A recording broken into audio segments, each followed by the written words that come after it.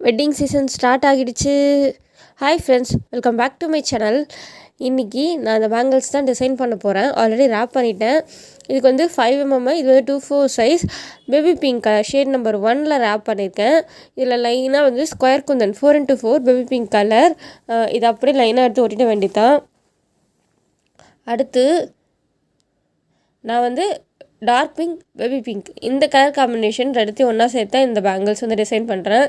இது ஃபுல்லாக ஒட்டியாச்சு. இது காயிற வரைக்கும் வெயிட் பண்ணுவோம். மீதி 4 வளையலுமே, மீதி 3 வளையலுமே ஃபுல்லாக ரேப்பிங் பண்ணிவிட்டு டிசைன் பண்ணிட்டேன்.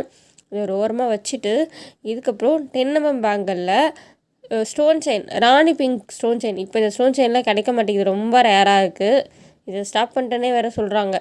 இது அப்படியே லைனாக ஒட்ட வேண்டியதான் ஃபுல்லாக. நான் இது வேறு மாதிரி டிசைன் பண்ணலான்னு நினச்சேன். சிச்சுவேஷன் சரியில்லை, அதனால நான் இதை ஸ்டோன் செயினை வச்சு சிம்பிளாக முடிச்சிடுறேன். ஸ்டோன் செயினை கட் பண்ணிவிட்டு, இதுக்கு அதாவது நடுவில் சென்டரில் வந்து ராணி பிங்க் ஸ்டோன் செயின், இதுக்கு பார்டருக்கு கோல்ட் கலர் ஸ்டோன் செயின் எடுத்திருக்கேன்.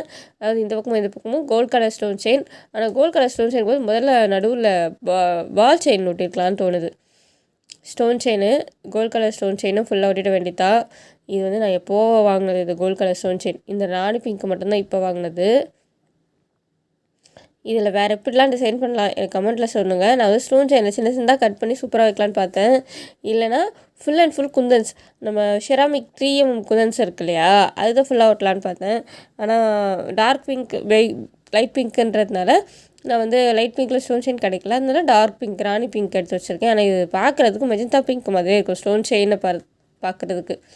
இதையும் லைனாக இதில் ஃபுல்லாக ஸ்டோன் செயின் ஒட்டிட்டு, இதுக்கு பார்டரில் அதாவது கோல்ட் கலர் ஸ்டோன் செயினுக்கு பக்கத்தில் நான் வந்து கோல்ட் கலர் பால் செயின் ஒட்டுறேன். மெட்டல் பேஸு, அது வந்து சாதாரணமாக கட் பண்ண முடியல, சிசரில் கட் பண்ணவே முடியல. அது வந்து கட்டரில் தான் கட் பண்ண முடியுது. எப்பவுமே சாதா மெட்டல் பேஸ், சாதா பிளாஸ்டிக் பேஸ் தான் யூஸ் பண்ணுவேன் ஸ்டோன் செயின், பால் செயின். அது என்னென்னா அது கொஞ்சம் கலர் டார்க்காக இருக்குது, ஒரு மாதிரி காப்பர் கலர் மாதிரி இருக்குது. ஸோ அதனால் இதுதான் பிரைட் கோல்டாக இருக்குது. ஸோ ப்ரைடல் பேங்கிள்ஸுக்கு சரியாக இருக்கும் அப்படின்ட்டு. இது ப்ரைடல் பேங்கிள்ஸ்னால் பெரிய செட்டாக வராது.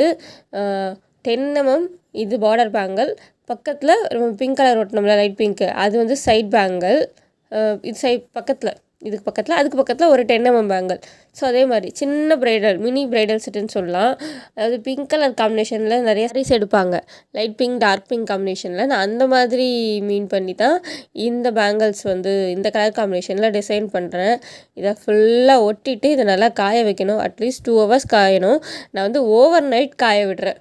நான் நைட்டு செஞ்சுட்டு இதை ஃபுல்லாக காய வச்சுட்டு, இதுதான் வந்து சென்டர் பேங்கிள். நான் ஆல்ரெடி ஷார்ட்ஸ் வீடியோவில் போட்டிருப்பேன்.